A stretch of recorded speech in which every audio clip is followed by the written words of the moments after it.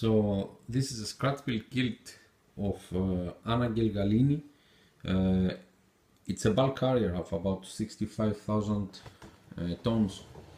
So we decided to build the ship from scratch since there's nothing like that in the market.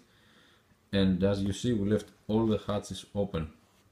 So it's a ship that has 2, 4, 6, 7 hatches, making it a Panamax.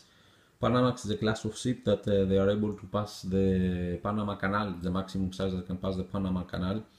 We decided, as you see, to load all the cargoes with iron ore, which is a normal type of cargo for the ships.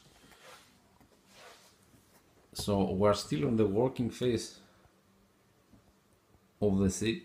We just added some details such as the funnel, the logo, the windows, lifeboats, all the attached equipment to attach the ship, the antennas, and we're still going on to build it.